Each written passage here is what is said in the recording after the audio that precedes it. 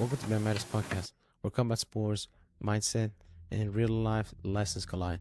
Hosted by Derving and Nate, we dive into Jiu-Jitsu, wrestling, MMA, and the grind that shapes athletes inside and outside the mat. Every episode we bring stories, strategies, and raw conversations that fuel growth, resilience, and community. Stay tuned because it's more than a fight, it's a lifestyle.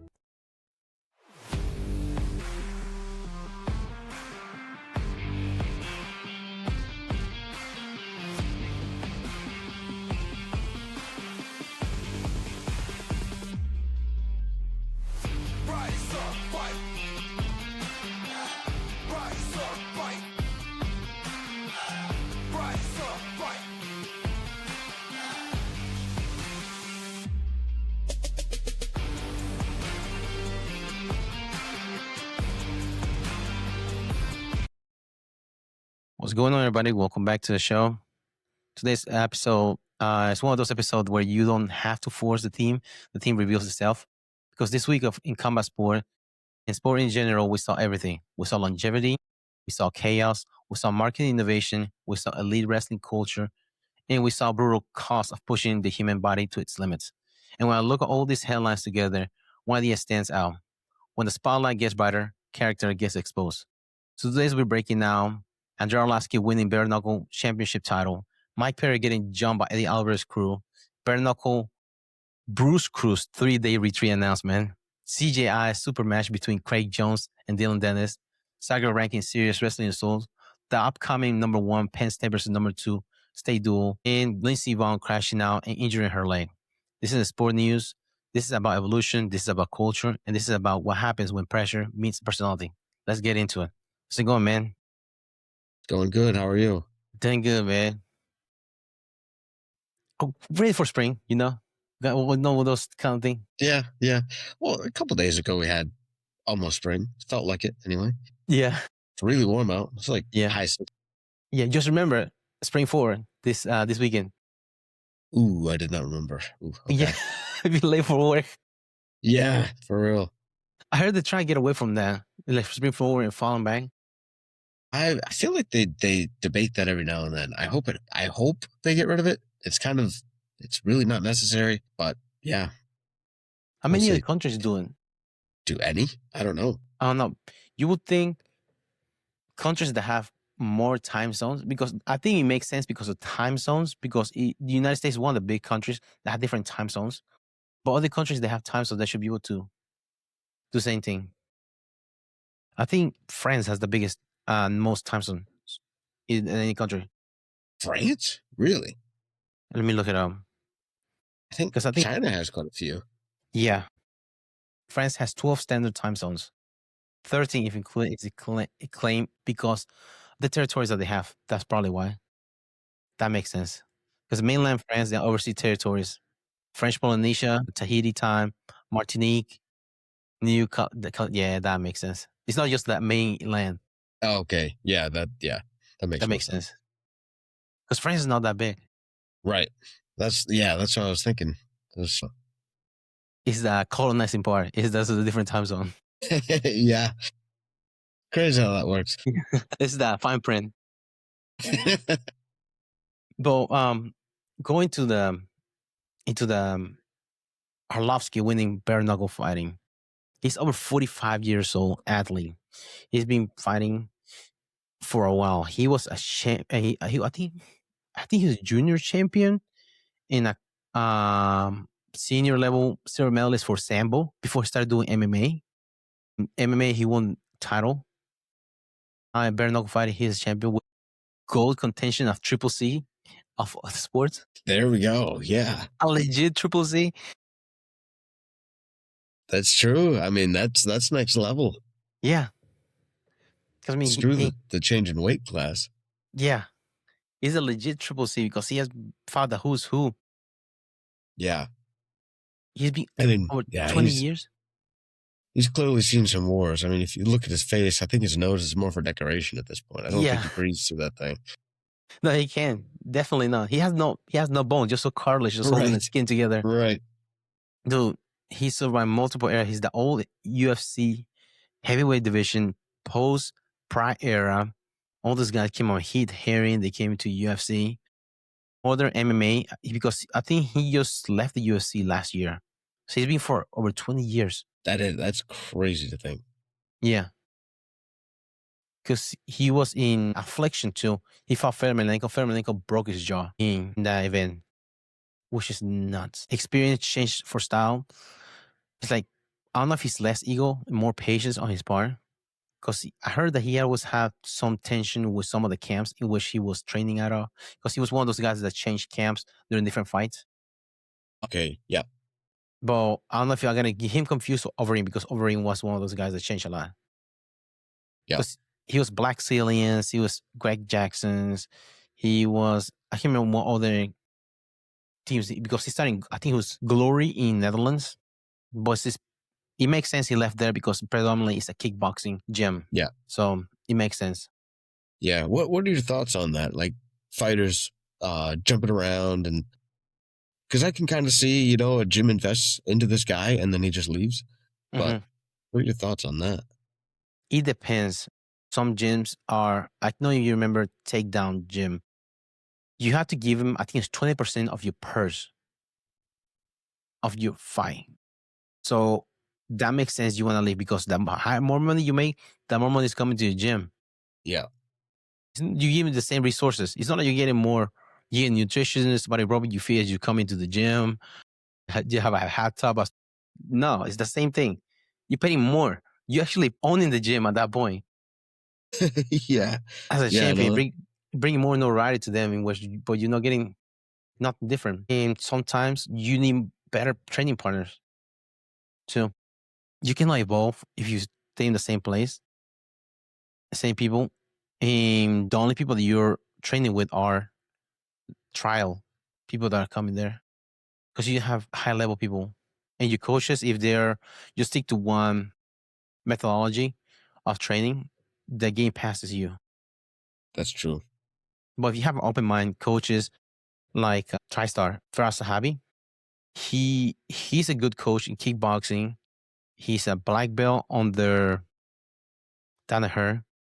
He has his trainer. He has his, not his trainer, but his athletes go down wrestle, compete and train in the blue basement on their hands. So go taking, for example, George St. Pierre, he will go boxing in New York, 5'4" Puerto Rican. They go to the Hensel's, the blue basement. He will take it to Greg Jackson's to train over there. Greg Jackson was helping training. So that's one good coach that, like, hey, if I don't know something, I'll try and give you a good pointer of putting your game together, and we can figure out to make you a better athlete. It's not necessarily, it helps you keep a good relationship with your athlete. And also, not so much like keeping your gym, but also help him evolve, which is what you want to see. It's not, it's on you. That's one thing that some coaches don't. I was talking to one of my buddies, they has a wrestling club, that it is your responsibility for them to get better, but it's not about you. You don't want to wrestle your way. You want to compete and win, regardless of what technique they use. Yeah. Yeah, that's true. So yeah, constantly looking for, avenues that fit certain athletes. I definitely would be the challenge. Yeah. Because sometimes some coaches, they fall back into their identities. For example, a coach, which is considered an arm locker, an arms dealer, and you want all your athletes to perform that way and just finish everybody with arm locks. And jiu-jitsu and MMA, different bodies have to use different technique. It doesn't apply to everybody. Results may vary, but some people may be better. Longer legs may be better on triangles rather than arm bars. People might have to set an upper body, have to do a lower body, like locks and stuff. Yeah, no, definitely. Yeah, just different games. And really, I mean, some of it even comes down to just how people think. It's not even body type at a certain point. It's just some people think a certain way. And it's difficult because you don't want to become an identity. Some technique, and for some reason, I understand. It's kind of like talking to people. If you only talk about a certain topic, doesn't mean and you stay in your lane, kind of. And if you go out of that, you feel like you're out of, not so much out of pocket, but you feel like out of your realm, and you don't want to go that way. But in a sport that everything gets exposed in life, like real time. You have to know all those. You have to cover all your basics. You have to be at least have certain basic of how to do those. Otherwise, you're hurting your athletes. Yeah, that's true. Because you just want to defend your way. Your way is the only way, which is not true. Yeah, no, that's true. I think, yeah, there's probably a healthier way to go about it, you know? Yeah. Yeah. But going back to the leaving the gym and like jumping gyms, it's good to have a good relationship with your coach. Like, hey man, I'm going over here, train over here. I want to get some extra rounds. Like, just keep it open. Also, the coach should be able to be open minded because we don't know everything. As coaches, you don't know everything. You're not supposed to know everything, anyways. Right. I mean, yeah, that's what makes it a sport. Yeah. Yeah, that's true. I do think the relationship with the coach should be in such a way that you could do that. I see in the forums this girl that she was talking about that she was training her main gym, that she started training another one. For some reason, timing issues or something. She started training over there. That's what it was. No, it was the timing issue. She didn't have many girls in her main gym. So she went to another gym. They have a lot of other girls compete there and train. And when it was competing time, she competed on her main gym name. And then when it was trying for time for promotion, everybody got promoted. She didn't even get a single stripe at the end of the year. So she like asked the coach, like, hey, man, like, what's going on? Like, oh, we forgot to tell you about it. And then they gave her the stripe during one of the classes when she brought it up to the coach. And then after that, she started training more on the other gym. And the coach wasn't talking to her. They removed her from the group chat that the team have. Dang. And then nobody said anything to her. So she's like, wow, like, what the hell happened? And then they don't want her to talk to her or nothing. Yeah, just cut her out of there. Not even saying anything. Yeah, Huh. which is kind of shitty way Yeah. to go about it. Right. To your athlete because it's not just the coaches because you build relationship with your partners in there too. Consider friends and family too, help each other out of the mat and all those relationships. And then when you get cut off of the gym, like all that is gone. Yeah, it's so strange. I mean, yeah, you'd think at least some of the players would be, open. Yeah. But if you're in a gym that's a cult, like it's hard to. That's valid. Yeah. Crazy Baja. They're like, oh, don't talk to that guy. He's the devil. He's a bluegie wearer. If you're white, you only wear white in here. He's a devil worshiper grabbing legs. He doesn't pull guard. He doesn't even say when he walks on the mat. Cado. Another thing I was going to bring up about Arlovski was what's really impressive is he fought cancer 3 times. That's a different kind of battle outside the ring and the cage. This battle that it is physical, it is a lot of mental, and it's a lot out of your hands because you need a lot of help from people. Speaking of things that you don't know about, you don't know shit about medicine, and that's what you need help with. Doctors helping you during those tough times. Yeah, I mean, that's got to be quite an obstacle to overcome. But not only, I mean, he didn't just overcome it. I mean, he came back to fighting too, which is also crazy. I mean, it gives you plenty of an excuse to start, just let yourself go, I guess. But yeah, no, that's The fighter spirit. He had that since that's his way of life, I guess. The mentality of a fighter, and it's important to just not be a fighter physically or in the ring.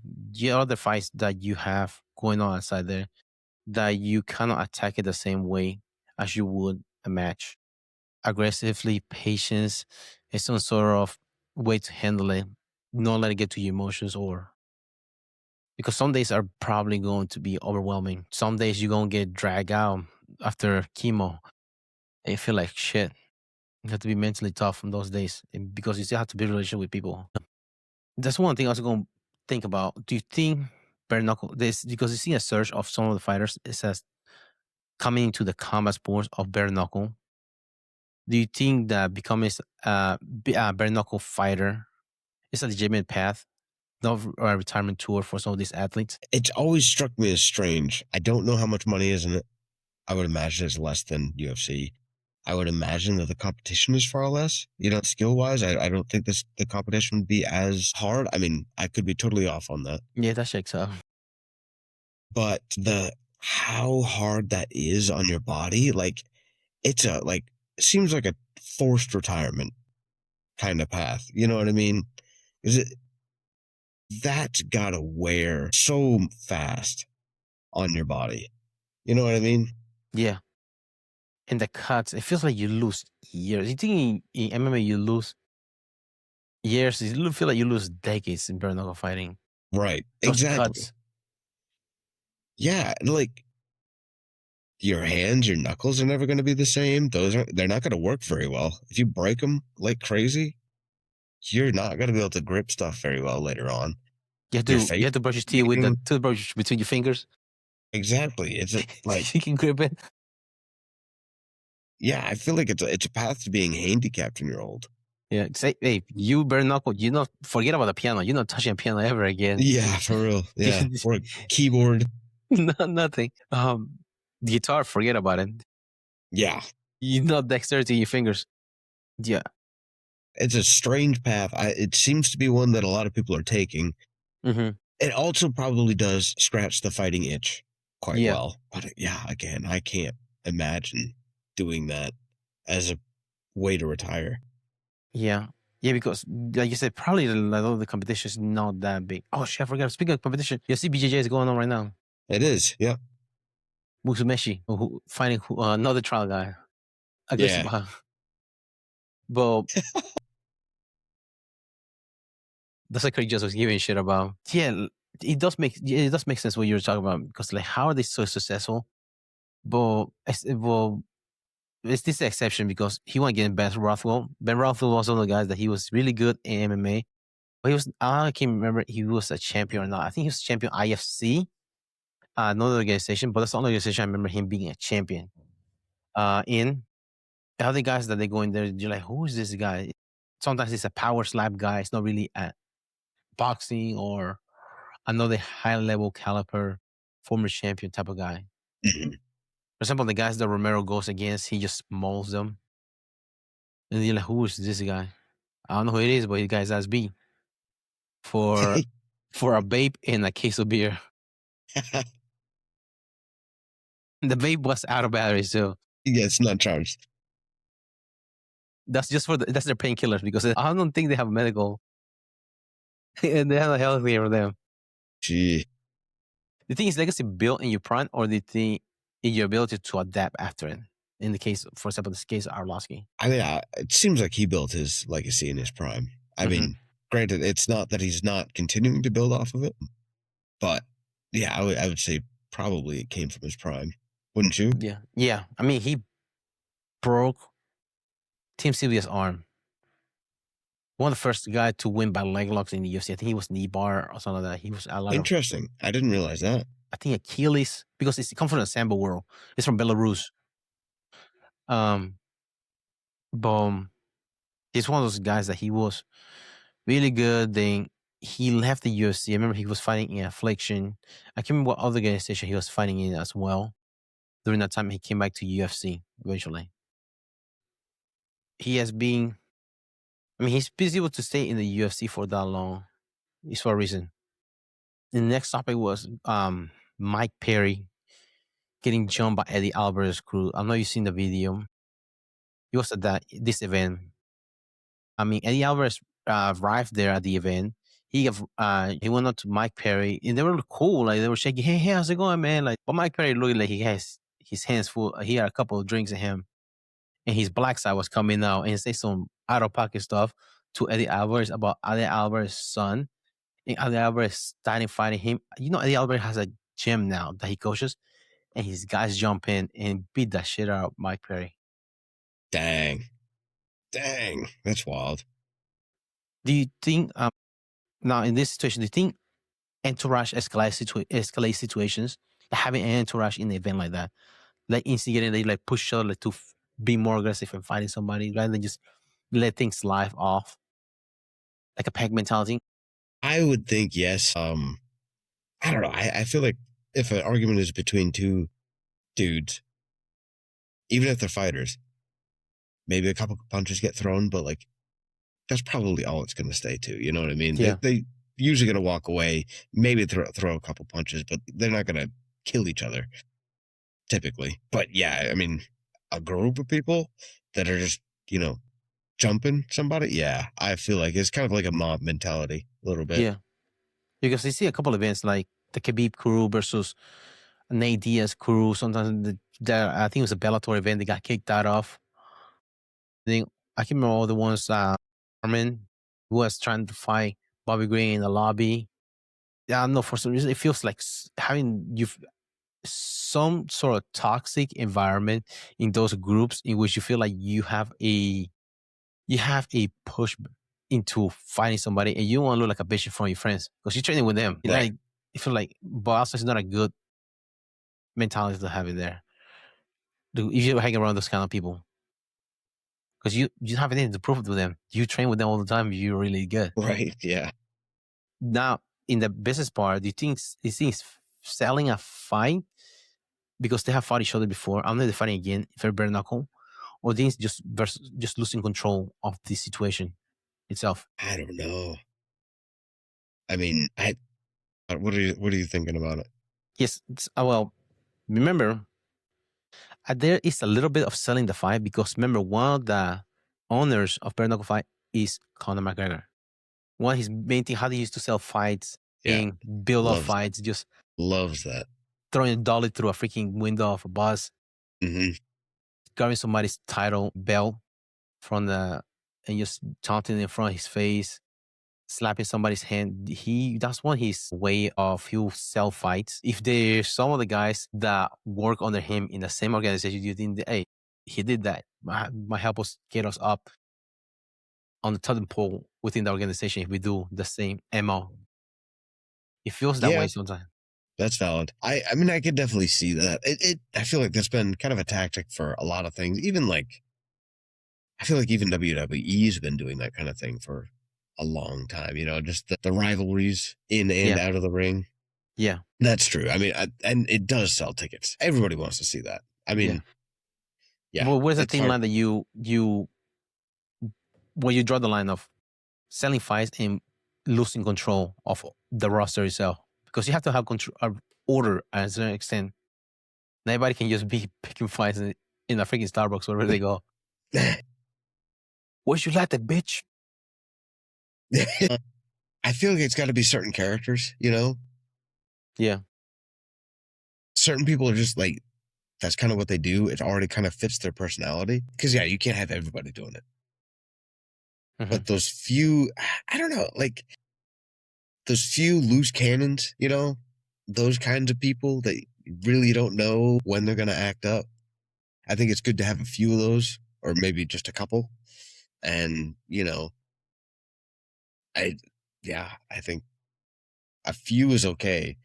I feel like the vast majority of people aren't easy to get to that point. You know what I mean? Easy to, and that's the thing too. I don't know if they're convincing, these fighters to like, hey, maybe you should, go talk trash to this guy. Yeah. But kind of like a Covington. Right. Yeah, exactly. He's like, when you see him in person, he's not somebody, he's a normal person. Whenever he's on the mic or whenever he's promoting his stuff, he's really out of pocket and he's stupid shit. Hello, virgins. All kinds of stuff he's talking about. All these models that he gets for his videos, his cheap suits. The character he seems like he was encouraged to go that way, so able to get more fights because he's about to get fired because he's too much of boring for decisions. To a certain extent, it does make sense that they are encouraging fighters to push that way because that sells them tickets and bring them in more people to the fights. Do you think that's promotions encouraging them or them seeing good results from others who have already taken that path? The monkey see, monkey do. Yeah. I mean, really, that's the encouragement that a lot of people need is like it pays. Okay. Yeah. Wow, Conor McGregor is one of the biggest draw as far as pay-per-views. But can they use, that's the thing, same mentality, a pay-per-view vibe, even though now they don't have pay-per-view sales anymore. I don't know how that plays in. I'm curious. Yeah, I don't know how that will play out. Yeah, because there's no that's out of the equation now as far as the business. Right. Points, but the big cars, how do they quantify how much a fighter should get paid if they don't have pay-per-views anymore? What's the difference between a regular fight night and a main card kind of fight that do like a number fight? Feel like it might not be ticket sales, but I'm sure they can track views. Mm-hmm. And I'm sure that will play in. Yeah. Because, I mean, that's what UFC wants. I mean, views mean money coming in. So I feel like that's probably what they'll look at more than, since they can't look at ticket sales, it's just look at views. And it's more accessible now. More people will be able to watch it now. Exactly. It's not as pricey. Right. I mean, like, so much less pricey. I mean, yeah. Do you think they put a herring on Buffalo Wild Wings in those kind of places? Probably some of them. Probably so. But the one that was close to my old apartment, they didn't show the fights anymore. Yeah. Which, because the fucking asshole threw the beer. Yeah. Which to me says that they probably weren't getting that much business for it. Because if they were getting a lot for the UFC, I think they would have kept putting it on, even if it was a little rowdy. Yeah, that makes it. They were increasing the price too in pay-per-views. Yeah, true. Do you know how much they pay for places like that? Isn't it like $1,500 or something like that? It was a lot. Yeah, to show the big crowd of people. Yeah. You have to pay. Did you not pay the regular pay-per-view price? You pay a crazy amount. You show the bigger gathering. Mm-hmm. Basically, you're buying the rights of the event as though you're showing it in a movie theater. That's what it was like. Crazy. I mean, yeah. I wonder how it works now for restaurants. They're just streaming. Yeah? Yeah, because they have access. I went to a Buffalo Wild Wings, I think last weekend, and they had that cards, like different fights for UFC Fight Night. They have UFC main cards that they have coming up, and they still have that schedule in there for the next, I think, the first 3 months at least, January, February, and March. They had it in there in Buffalo Wild Wings. Mm-hmm. Yeah, because I know you've seen that a lot of businesses are complaining because people nowadays don't buy as much alcohol anymore. Alcohol sales are going down. I have heard that. And being a bar, you can bring in people as much as you can, however you want to.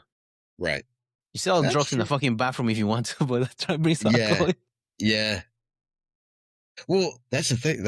I mean, I feel like we've talked about it before. The times that I went to like Buffalo Wild Wings or whatever to save money on a pay-per-view, I for sure spent just as much, if not more, on food and drinks from Buffalo Wild Wings. So that using that to bring people in is for sure bringing them lots of money. Yeah. But at least it's an experience too. Sometimes some things you have to spend the money. It is. Yeah. There's some places that, we went over like, for example, the one that we went to, it was fun. Like some of the people that were there were like, dude, what the fuck? Yeah. Over there. And like, I think, was he mad at the Dustin Poirier versus Michael Chandler fight? Is that the one that he flipped out on? Because this is before the main event. That's supposed to be Easy versus Alex Pereira in Madison Square Garden. A car. I can't remember it was that one that he got pissed and he just threw the glass against the wall and just stormed out of the place. That wasn't an Israel Adesanya fight, was it? Yeah, it was the first one. It was Madison Square Garden versus Alex Pereira.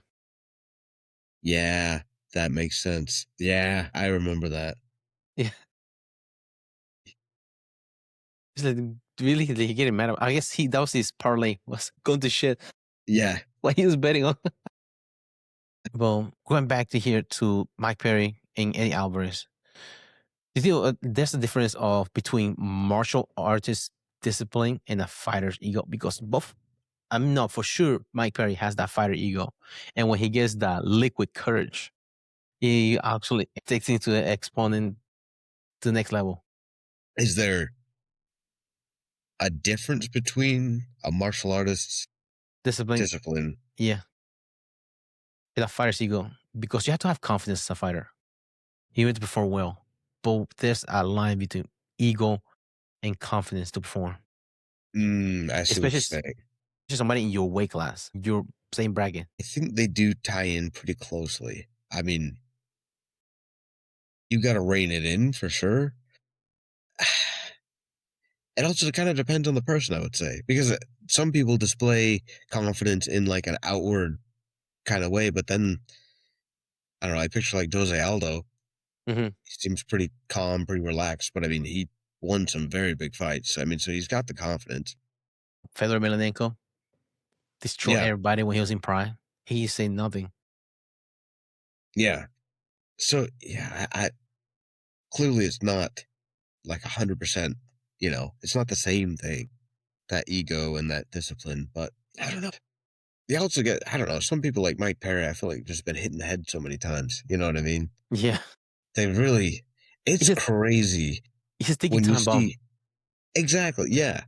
Yeah. Genuinely, I feel like when you see a lot of people that have been hit in the head a lot of the time, quite often they are just, how do I say it? Ticking time bomb. I guess just like you said. I mean, you can tell wouldn't take much to set them off. Mm-hmm. Do you think that's physiological way in which, because the main damage whenever you have CTE is your frontal cortex, in which the decision makes you fire or flight part of your brain, and that gets affected. Anything you trigger just make you lose control. And we should see that in football players. That happens sometimes. They make some terrible decisions in other context sports. Do you think that has to do? I don't want to chalk it all everything to CTE, but it seems that Mike Perry. I mean, he lost. Did he get knocked out by Jake Paul? Did he really? Oh, he may. Yeah. Yeah, he was one of those guys that because he was supposed to. Was that the one Mike Tyson supposed to fight Jake Paul and Mike Perry step in? I think he got knocked out by Jake Paul. Yeah. That one was. Yeah. That's a crazy one because I don't see him losing to Jake Paul. I have a really hard time seeing that because Also, he's bigger too. Jake Paul is bigger. is he? He's 215, something like that. He's over 200 pounds. Like Perry's like 185. Still, I don't know. I just picture Jake Paul he's so soft. Mm-hmm. You know what I Yeah, mean? Compared to Mike Perry, dude, that guy savage. could take a beating. Yeah. Yeah, he's still coming like a crackhead. Yeah. Even a beating, still Yeah. coming back Yeah, again. exactly. Yeah. Who do you think in this case? Who do you think is responsible? In the side of Alvarez, the fighter or the crew of things getting out of control like that? Who's responsible? Yeah. In that case, I would say the crew. Because I feel like as the crew, you gotta like peel him off people. You know what I mean? You Mm-hmm. kind of gotta watch out for him. Because if he gets hurt, breaks his hand, he's out of competition for a while, especially bare knuckle. Something I just remember just came up with these athletes in bare knuckle. In other events, when I go against a jiu-jitsu guy, you have to put a gi on to go against him. If you go MMA, you have to put some gloves on. Kickboxing, you have to put gloves. And if you have pads, you have to put them on. In bare knuckle fighting, it's bare knuckle. You can just go anywhere, anytime, and you just practice your own sport, the same sport that you're competing in. Yep. Yeah. So I think that's not much of a layer that they have to prepare to against each other. Not warm enough. Just hey, just bare knuckle, fist to cuff against Right. each other Yeah. anytime. That was another thing that just came up that I was thinking about because they can just go anywhere and they have to basketball. You need a basketball ball or and a goal to play. But in this sport, you don't. You just Yeah. sucker punch anybody. This is it. Yeah. Not much prepared. You just can just go anywhere. Get your practice and your training anytime. Yeah, in the traffic, just piss somebody off. Just go out there, doom. Just show your credentials. Trust me, I'm a bare knuckle fighter. Okay. In the philosophical angle, if you're a leader, your circle reflects you. Do you agree with that? Leader, your circle reflects you. As in the leader kind of like chooses his circle. No, as I far feel as like the behavior, because he's one of the coaches. I think he brought DC to one. He have a clinic there, his gym. How the people come in there because just to give you an example of leader, look at Robbie Lawler. He's a pretty calm guy. You have high confidence. I don't see him getting into fight with somebody in public, or he even in like his own gym when one of his guys got knocked out during practice. He separated them. Just take a walk, take a lap to cool down for a little bit. But if you have a mentality of a as a leader, just go aggressive and just because after this happened, they were asking Eddie Alvarez what happened. And he said that he felt what you call suspected by Mike Perry. And Mike Perry said he was out of pocket. He said something about his son. And then when they asked him about his crew, when they're jumping, and he says it's like a family mentality. One of the guys is jumping. He said if one of my guys is fighting and the other guy's just watching, getting his ass beat, and then jumping, trying to fight it too, I'm gonna be buying out the other guys for watching. That's what he said. And he said he doesn't have anything to apologize for the behavior of the other guys for jumping in there. He just felt bad that Mike Perry fell down and they should stomp him. Other than that, he said he don't want to apologize for the other guys because he said they're our family. Which I don't know. Get that? I feel like it is somewhat situational, but again, I feel like it falls into that mob mentality, very quickly. Especially if it's against just one guy. That's exactly. If it was another team coming at it, like for sure. I mean, you're not going to split that up, but a whole group of guys can split up two guys for sure. It doesn't matter how much better those two guys are at fighting. Yeah, a group of guys can do it. Yeah. So I don't know. Even if it's a head coach, I feel like it shouldn't be happening. Yeah, your head coach should be fighting people like that. Anyways, right.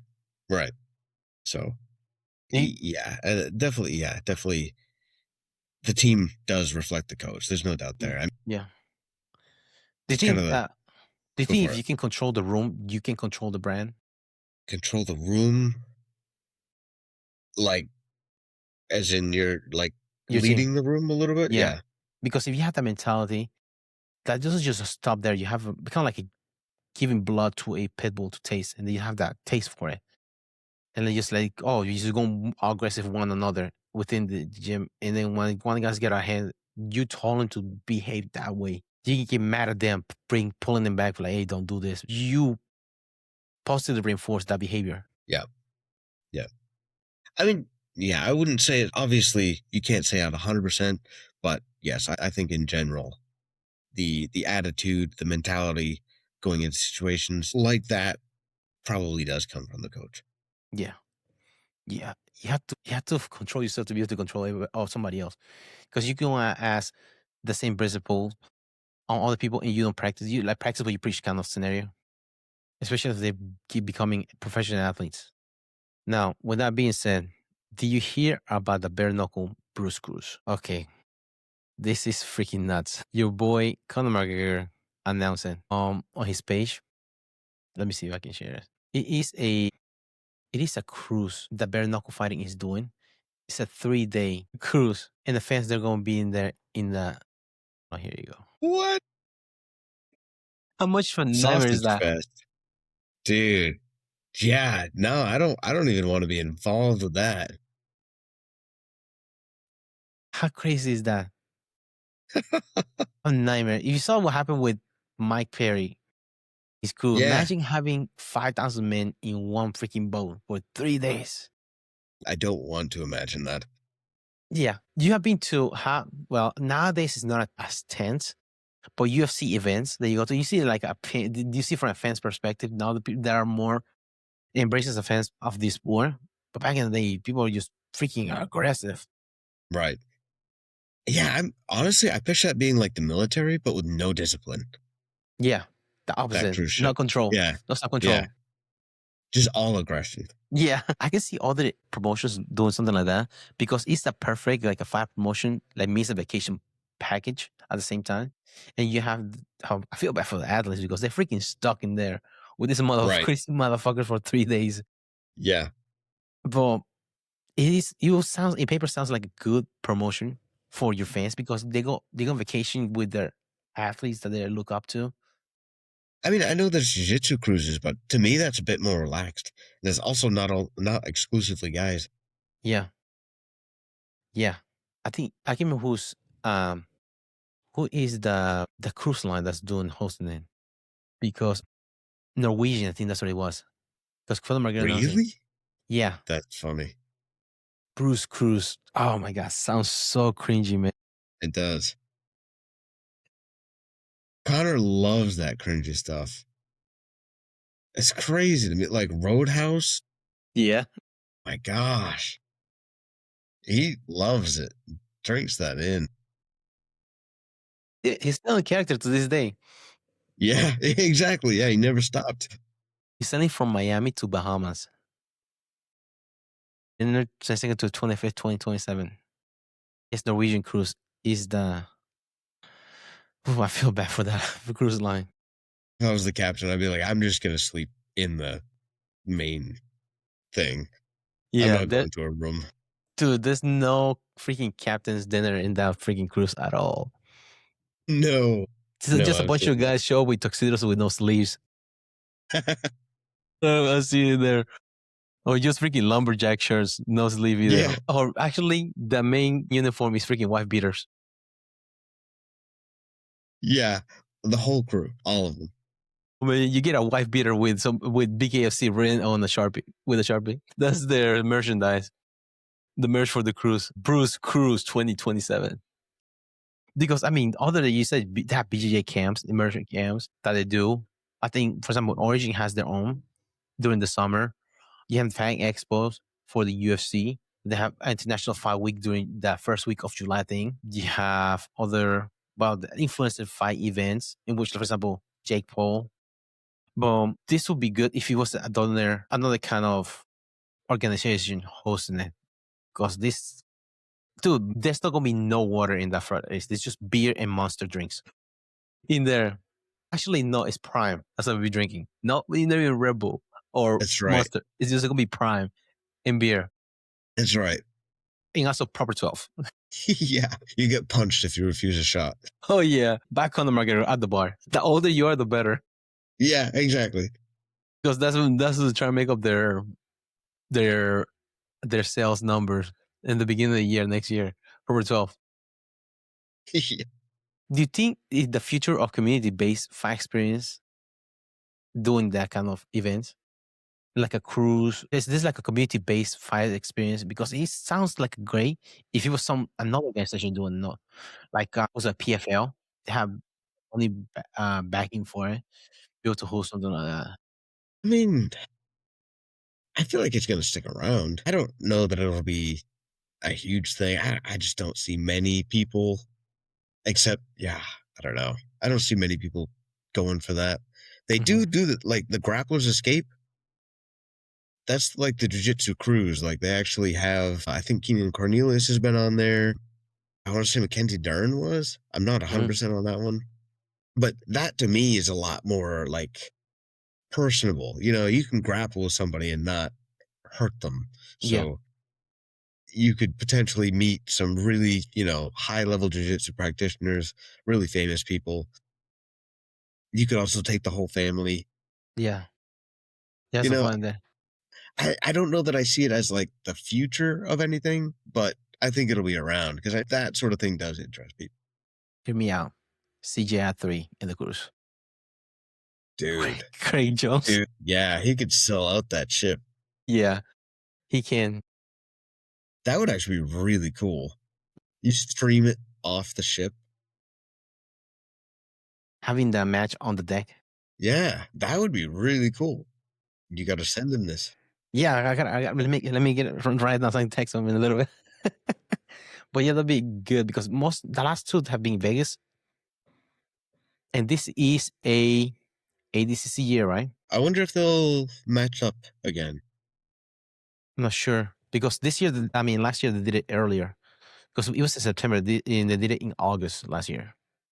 Yeah, because I hope they don't. Yeah, I hope they don't do that because as much trash as people talk about ADCC during that whole thing, I do like to watch it. You know what I mean? Yeah. And that weekend was like, there was so much going on. It was hard to watch everything. Yeah. Yeah, it was. It's fun to have it a little bit spaced out. Yeah, it takes the whole day and night because it was freaking late as hell. The first night of CJI. Yeah. Yeah, that's the thing. I had even went to bed before it was done. I know. Yeah, it feels like 2 a.m. over here when the matches are going. So I watched the next. I had to work the next day, but I was watching the next morning. Yeah. That matches because I was able to stay up. Yeah. Of course, ADCC is the Olympics of no gi. Even though some of the guys that were big, they were in CJI, except for Jay, right? Except for who? Jay Rod. Yep. He was at ADCC competing, but all the guys that are high level, they want to be in the Olympics of Jiu-Jitsu. They're competing. So you want to watch it too, even though they don't get paid as yeah, much. Exactly. You want to see him compete. I mean, it is kind of strange. Clearly, ADCC did a very good job promoting it because, yeah, they're not paying a lot, but there's a massive prestige thing with it, which is pretty impressive marketing if you think about it, you know? The event itself by itself. When the fighters are fighting more for the prestige than the money even. Now, I can see ADCC doing it on a cruise. True. Yeah. Because they very easily. They Saudi money. They always talk about having boxing. For example, I think it was Tyson Fury versus Anthony Joshua. They were trying to do it on a cruise. Okay. So I mean, ADCC does make sense. Yeah, that would be really cool. Somebody needs to do that. What's it cost to rent a? Yeah, it will probably sell itself because the fans they pay to. Imagine, yeah. One super young on the helipad. Yeah. Oh, here comes the president of the ADCC. Move, guys, move! He's landing. Everybody's shrimping out of the way. I'm both scooting. Oh my gosh, renting. Well, it varies a lot, as you can imagine. Yeah.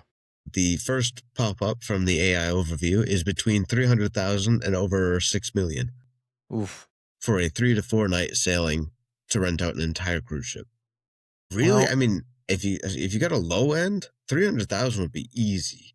Yeah. But I think the other part they so much is because of the crew. Because you can just rent a cruise and have some asshole sing that shit. And trust me, I got it, man. I got it. You have to have a crew that you have to pay for. The cleaning crew, you have all the staff, they have to pay for as well to work in there. The engineers working because they will be burning all the engines. Yeah. You have to have all the staff to be able to run, which doesn't make sense. You pay for what you, and also you have to include food, alcohol. Most crews, they are included in the package whenever you buy them. Yeah. So it does make sense that higher end. Because if you are able to pay, we said 3 million? 300,000 to 6 million. 6 million. I mean, 6 million sounds like something my girl will be able to pay and upsell the tickets for the fans to go in there. Thing is, I don't know how many cruise ships have like a stadium on there, so I don't know how many people could watch on the cruise ship. On the deck, some decks they have 2 rows. Yeah, so they can watch it in the middle because they have like the dancing area where people dance. They can just set up the mats there. Yeah, set up a ring there or the mats. Which depends on the event that you're doing. If people watch from the side, you have chairs like you do Toro. It is like a courtyard. It depends how many levels you have. Yeah, that would be so sick. Yeah, maybe like a scene of Street Fighter, the video game. Yeah, are you okay? There's people just like shouting like that on the side. Or the Komate. Do you watch Bloodsport? That's like that forbidden tournament that you go into the woods. It's nuts. People that are going over there. As the Komate. Fight to the death. So people used to have a lot of bullshit stories about that shit. They used like, yo, I used to, my hands are raised there. My hands are raised, they're lethal. You know how many shit you used to hear back before internet, people used to say shit like that all the time. It's like, bro, you can't even tie your shoes without falling. Yes. Raised are stupid, that's what it is. Though, CJI, I saw that, I don't know if it's true or not, for the super match of next CJI 3, they're going to be Craig Jonesy versus Dylan Dennis. Craig Jones, a leg grappler, a strategic promoter. disruptor mentality. He has a psychology to disrupt mentality. Another guy has a big personality is Danis, but he has a long layout from elite grappling. I can't remember last time he competed. And know how to generate attention. That mouth of his. It's like it. No. I mean, you have to have a terrible mouth so bad that even Marcelo Garcia kicked you out of his own gym. Right? Yeah, that's definitely next level. A likable guy like Marcelo Garcia kick you out of his gym. Yeah. That, I mean, golly. Do you think this is competitive or entertainment? I think it's entertainment. Because Craig Jones, even though he shoots the shit, he always thinking around and stuff like he's always training. Hey, number one seller in BJ Fanatics for a reason. Instructional. Yeah. Yeah. Number one. And he has a number one hater that's still promoting him without him knowing. It's so funny. Oh my gosh. It cracks me up when I see Gordon posting about how bad John Jones's videos are. I'm like, dude, what? Make sure you don't do it this way. Like, it clearly doesn't work, but it clearly does. I mean, yeah. The proof is in the pudding. And the craziest thing is Craig Jones is such a genius that uses Gordon Ryan's autism against him. Yeah. Go to around on how to break stuff down. Like, the Craig Jones genius is what you call infinite. Do you think that grappling needs this kind of personality to grow? It certainly helps. There's no doubt that it helps because he's grown it a lot. How many views he had in the first CGI itself, and he was competing against ADCC at the same time. Yeah, that's crazy to think about. Because it's a small market. Not a lot of people watch grappling or jiu-jitsu. Right. And for them to have that many views to a brand new event, they're going against the Olympics of Nogi Jiu-Jitsu. It's able to have that pull in marketing. Yeah. I'm trying to think of anybody that's been as good at promoting, good at entertaining as Craig Jones. I really don't know. I can't think of anybody even remotely like him, actually. And he put in the time. Goes to freaking Ukraine to get money for CGI. He almost get blown up or get shot at for digging around, shooting bazookas at a freaking car and get the military calling him. Almost got an airstrike landing on him for that shit. Hey, for the fans, man. Do it for the gram. Yeah.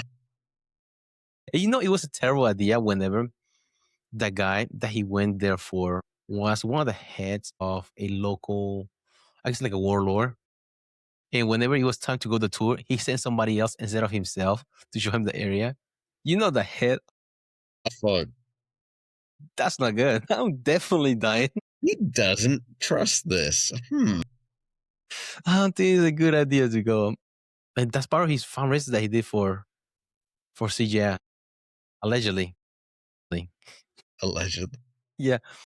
But yeah, this personality and he's nonstop working his brand in which is out of pocket sometimes. And it works. Yeah, it really does. That's kind of the thing too, is like he's untouchable. You know what I mean? Because you can't say anything that's going to insult him. He makes fun of himself all the time. Yeah. So, yeah. Yeah.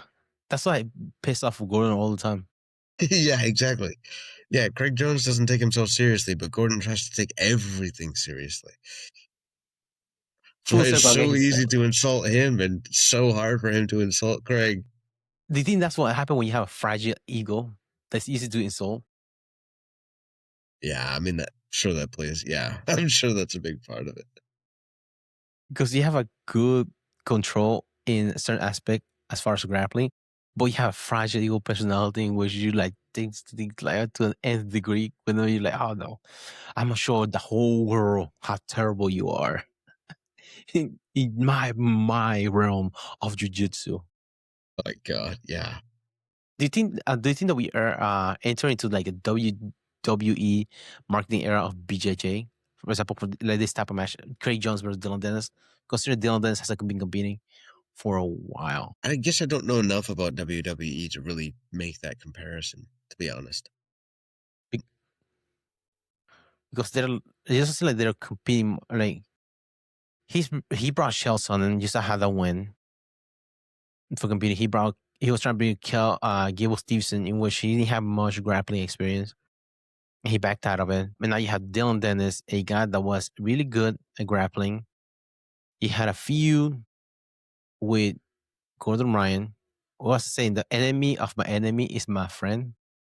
And now they're going against each other competing. It'll be wild. I'm just saying, it'll be wild if Dylan Dennis coach is Gordon Ryan to go against Craig Jones in CGI 3. That would. Yeah, that'd be pretty funny. That's how much he hate Craig Jones. That he would. That's how much I hate that he will have to versus Craig Jones. Yeah. Do you think CGI is challenging ADCC structure if they go against each other this year again? Considering For they have sure. considering they have bigger paydays for grapplers and changing economics of Jiu-Jitsu grappling. Yeah. I mean, no, I feel like that was really like the foundation of it. The first one was challenging ADCC structure. Yeah, because the champion get $10,000, and just for you showing up, you get $10,001. And the winner of the whole event get $1 million. $1 million man. So, yeah, I mean, that was definitely the objective there. And I mean, I haven't seen. That's the thing. I mean, I don't know if there's enough money in most of BJ to support that with many other competitions. Unfortunately, you know what I mean? Because I don't think I've really seen many changes as far as athlete pay in jiu-jitsu. Have you ever heard of Premier Grappling something league? Mm-hmm. Have you heard of them? Yeah. Yeah, they have been going for a while, but they haven't been as. Doesn't seem to be as big. They have free matches on YouTube, but I haven't seen them get as big as CGI. Consider they've been doing for a while. I want to say 6 years at least they have been doing it, but I haven't seen them get that big as CGI.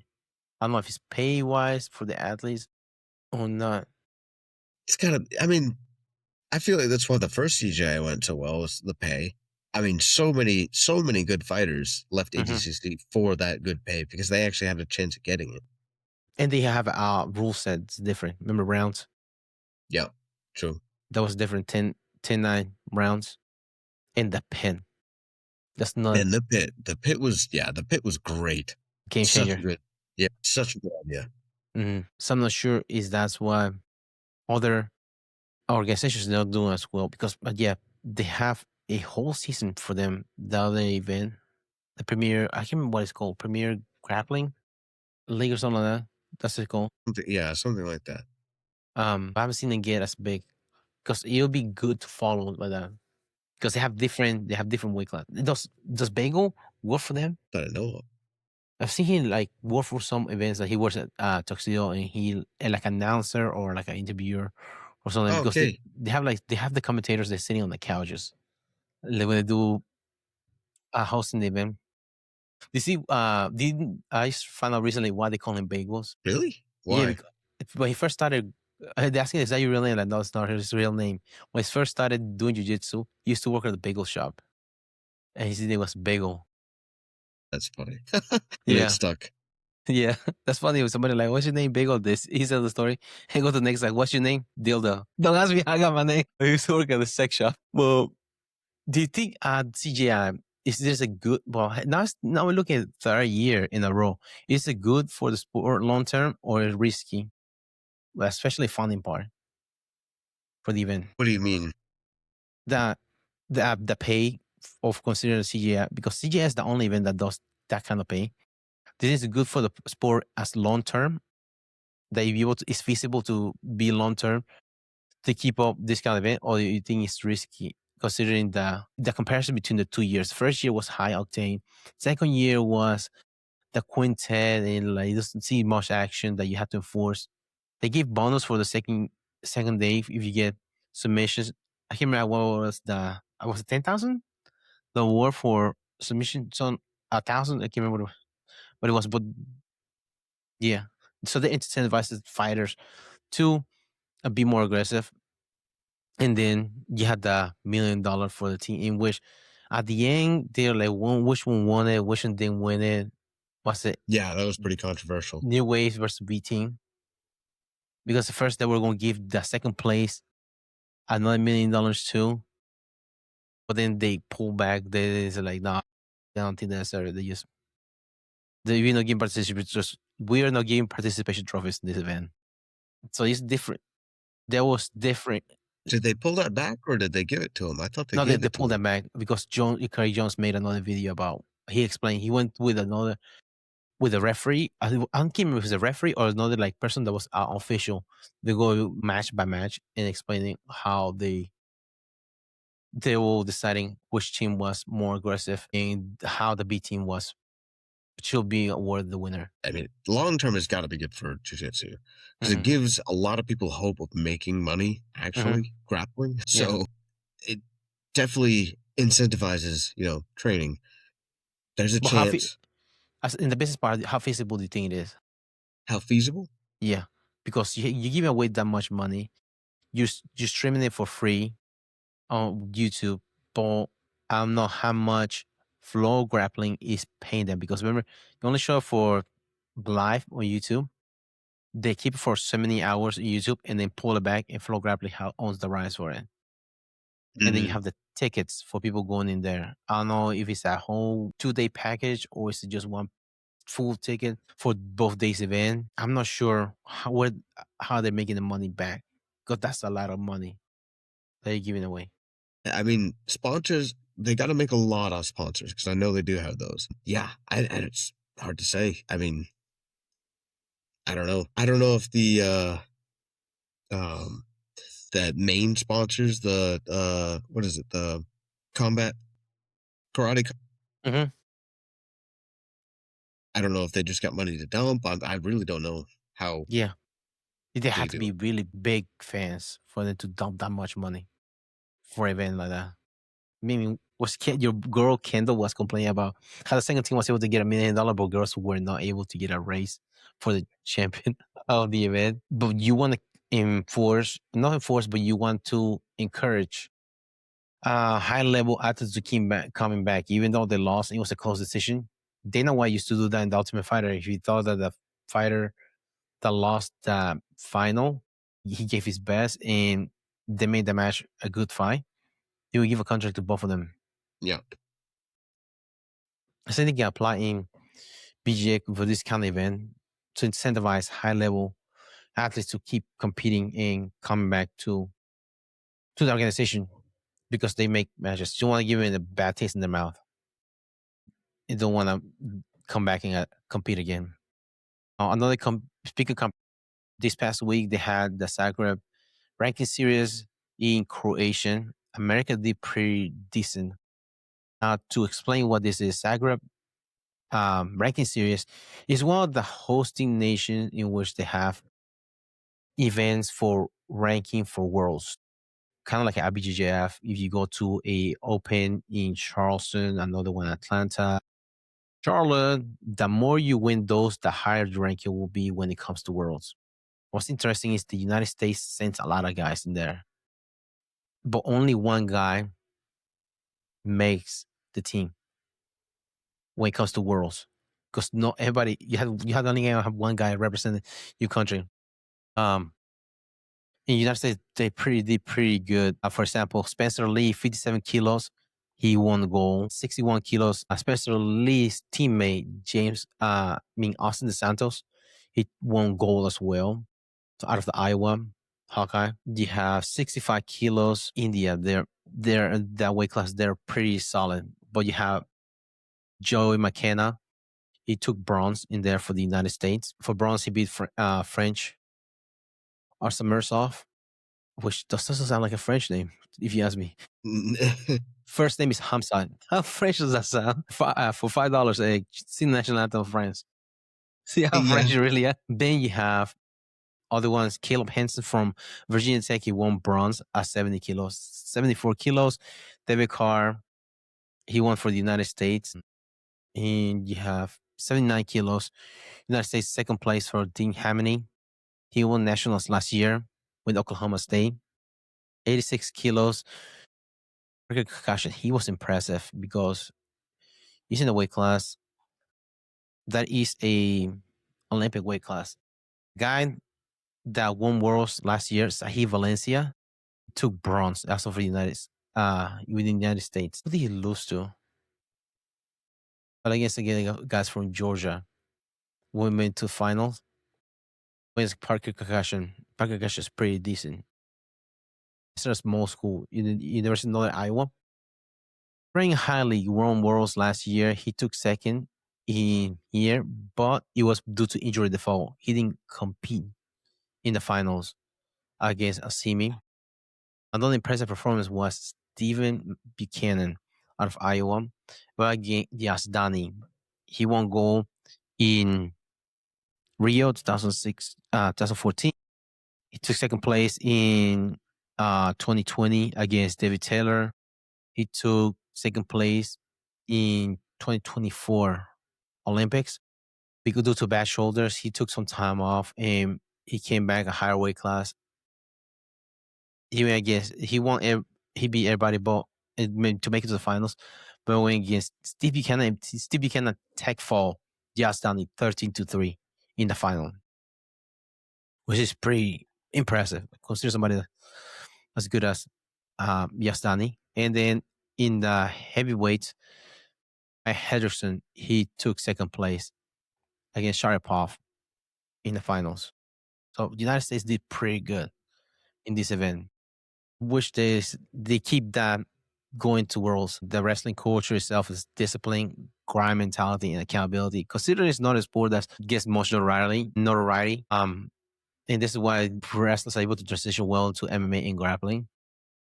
I know you've seen the video of Wolverine and Deadpool whenever they're walking in the pastures, and then like Deadpool jumps on Wolverine's back, and Wolverine just shake him off like, "Get off me." It's like whenever you convince your wrestler friend to do jiu-jitsu, like stand up for you, just like, fuck yeah, here we going. Do you think wrestling is still the most dominant base grappling wise? Because not just the takedown part, but also the mentality, the grind and discipline within the sport. Yeah, no, 100%. And the pace. Yeah. Running that pace to get to good positions. I mean, that's really the most of it. You know what I mean? The submissions and things, that jiu-jitsu leads to, they're good, but they're kind of secondary almost. Yeah. Because I noticed the difference between when I do the transition wrestling and jiu-jitsu. In jiu-jitsu, you believe in the flow to find for openings with your guy. In wrestling, you try to stay ahead, and don't let down, like don't let go of you in a good position. In grappling, you're willing to go to your back, or sometimes you give up your back to get out of a bad position for a submission. If you have somebody have your arm, but you just give up your back, so they won't be able to finish the boss. You're in a bad position as well, so you have to find a way to get out of there, get a sweep of some sort against somebody. That's something I noticed between the two sports themselves. You're not willing to give up a good position for a finish. Now, speaking of wrestling, Penn State, Ohio State this weekend. We have a lot of matches for high ranking. Let me look up because I think 125 is it 125? Let me look it up. It's the name. So which guys do you have as far as ranking? I mean, 174 you have Levi Haynes, which is a number one in the country. I think I can't get it right now. Yeah, Mitch Messenberg. I don't think he has a tough opponent because Messenberg is two-time finalist. He only has one loss. His whole career, and that's national finals his freshman year against a guy that doesn't wrestle anymore in college. And so he owns that field. So we have 174 Levi Haynes number one versus Carson Karshla. He's Russian. He wrestled for Ohio State. Levi Haynes. He's a two-time finalist, and he's a three-time All-American. Freshman year, he lost the finals against Austin O'Connor. The year after that, he won it. I can't remember who he won against. And then last year, he lost in the semis against Dean Hamilton for third place. Then you have Another one is Luke Littlehall, number 1 at 125, which is considered Penn State curse weight class. They haven't been able to win that. They have won nationals in all of the weight classes except for 125. That's the only one they haven't been able to win nationals. But they had number 1 Luke Littlehall for Penn State versus Nick Busakis. He likes, and then you have Marcus Blaze, number 4 for Penn State versus Pentavino, Ohio State. He likes to cradle everybody. Penn. He has done it to high level guys. Nick Feldman, number 3 versus Cole Mirasola. I think he's 12 now. He's not number 8 anymore. A heavyweight. Yeah, PJ Duke, number 4. He's the one that pinned 4-time national champion out of college, while PJ Duke was still in high school as a senior to make the world team. Disrespectful. He's number 4 versus Brandon Cannon out of Ohio State. High pace guy. Another one that I'm looking forward to is Rocco Welch versus Dylan Fishback. Rocco Welch wrestled for Ohio State and he transferred to Penn State after he took an injury, medical pressure. And Dylan Fishback used to wrestle for NC State for 2 years and he transferred to Ohio State. So it'd be interesting how those two, they go against each other. Fishback, he just won a close decision against Arnold last week. So it'll be interesting how they go against each other in this match. And we'll see how much dominant Penn State is, because they have been, the culture, the recruiting, and the culture philosophy has been top notch as a team. The formula for success is all those things together. Can dominance sustain long term? They have the record right now for the most wins by the most duels win. I think it's 90 at someone. So they haven't lost since 2021, I think. The last they lost. This nuts, 2020 or 2021 thing. And they're going to get Ohio State. Ohio State has been doing pretty good too. They have good leadership systems, accountability environment. They hold each other accountable in their room. They have said if you can make it into the starting lineup at Penn State, you can become a national champion. Because you have a lot of guys that are national champion, guys that were national champions that are in the senior level competing internationally, and you have world champions in there that you train with. So you can make it as a starter there. There's a pretty good chance that you are to become national. Something. Yeah. Where else do you see that in Jiu-Jitsu to be able to do that? Other than Atos, right? Of course. What can you do? One gym that's... Mm-hmm. Because even Pentagon in Nogi, they're pretty good. And that's a gym that was not known as much before the pandemic, right? I remember them before the pandemic being, they just blew up. And they hold each other accountable too. As a gym, accountable. They hold each other accountable. Yeah. You step out of line like Wilts, you're out. Right.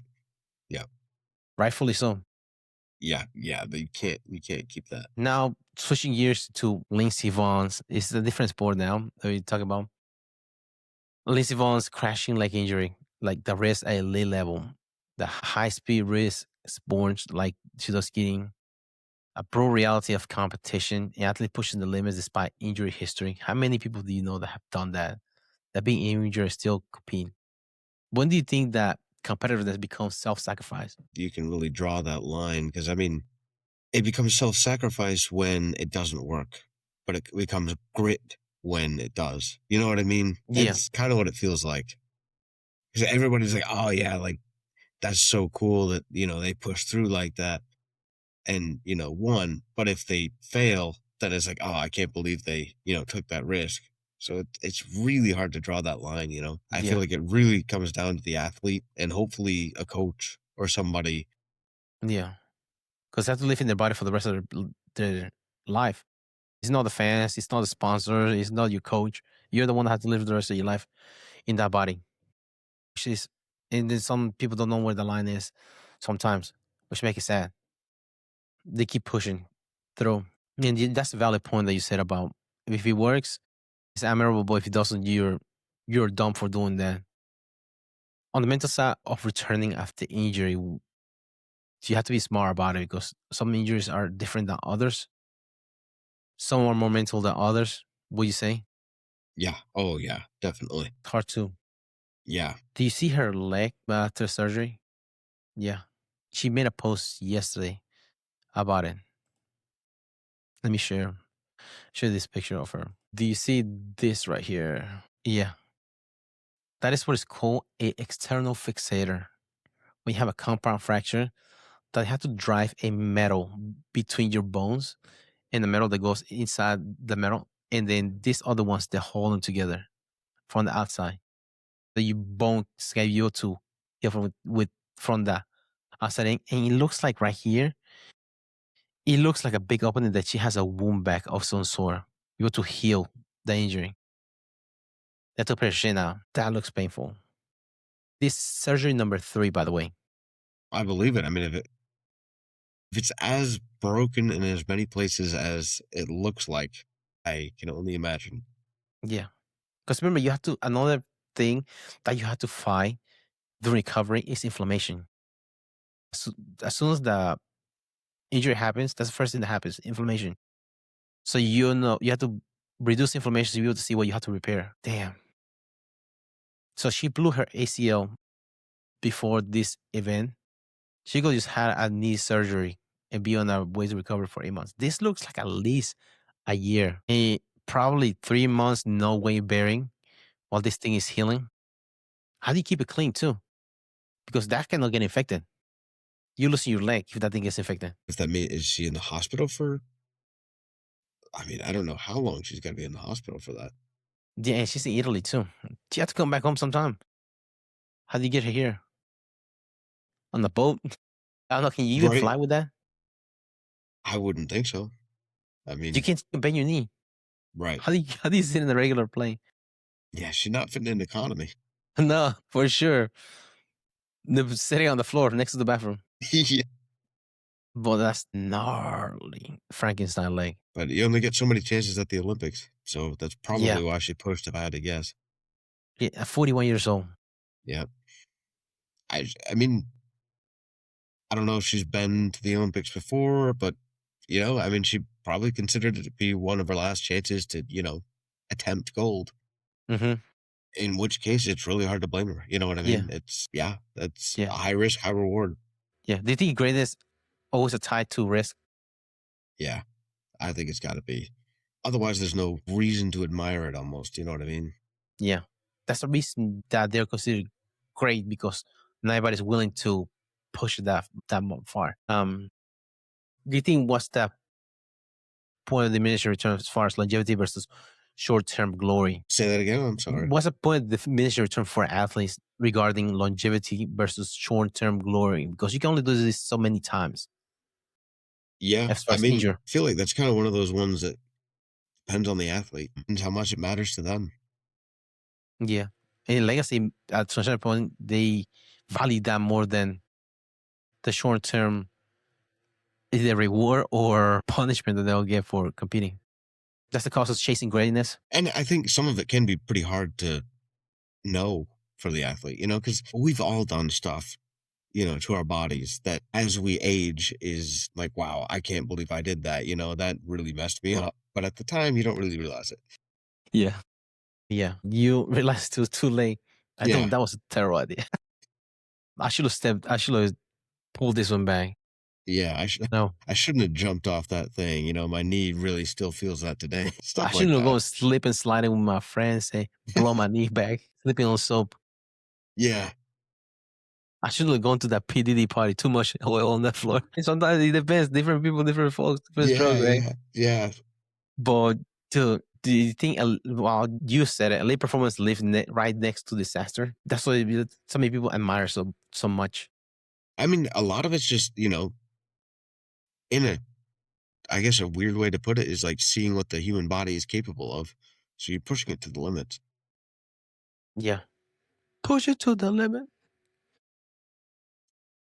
You have to, especially in an era in which people are so used to doing things that seem to be impossible. Like I was telling my wife how I remember the first time that I've seen Tony Hawk do a 900 in a skateboard. It's like, oh, it's like mind blowing. But meanwhile, you see kids in the regular, you can just do it like it's nothing. Right. And like running the fastest miles. Mm-hmm. What was it like? I think that people used to think that running below a 5-minute was impossible for the human body or something like that. Mm-hmm. And now people do that on the regular in 5K. Yeah, dude, speaking of that, I saw a guy, I think before yesterday, he was running uphill with skis, sub 6-minute mile. Oh my God. Yeah. I'm like, how the fuck? You have no ankles, range of motion. How the fuck are you running uphill under 6-minute mile, under 6-minute, sub 6 mile speed on snow? Not just flat terrain, on snow. How's that possible? I don't know. I can't do that normal. No. Downhill. Rolling. Have you seen that? Do you watch Super Bowl commercials? Speaking of rolling. Dude, one of the commercials was a wedding. Had somebody they had a cake and the cake rolled down the hill. And they had everybody in the party rolling down the hill like the run of the cheese. Cheese, yeah. It was hilarious because they had Post Malone, Shea Gillis, Peyton Manning. No way. That's funny, man. It was hilarious. There was an old man, he just stood up and he just got wiped out by somebody rolling down. Blew his knees out. I gotta see that video, man. Dude, that was freaking hilarious. It's like run me of the run of the cheese. Oh, yeah. But I don't have anything else as far as for this week other than just rewind, Arlovski longevity, prairie situations as far as emotional control, the Bruce Cruz, business evolution, maybe for another band and not so much for Bare Knuckle, Craig Jones versus Dylan, personality era, and Zagreb and Penn versus OSU, which seems like a pure discipline as far as sport within like collegiate. And Lindsey Vonn, the cost of elite risk in the Olympics, going for greatness. Do you want to close out? Yeah, thank you guys for listening. Hope you enjoyed the episode. Give us a listen on Spotify, Amazon Music, YouTube, iHeartRadio, iTunes. Give us a follow on Instagram. Let us know what you like, what you didn't like. Thank you guys for listening. Thanks for tuning in to the Mad Matters podcast. Don't forget to subscribe and follow us on Spotify, Apple Podcasts, iHeartRadio, Amazon Music, and YouTube so you never miss an episode. Drop us a review, share with your training partners, and keep rolling on and off the mat. Until next time, keep fighting, keep learning, keep growing.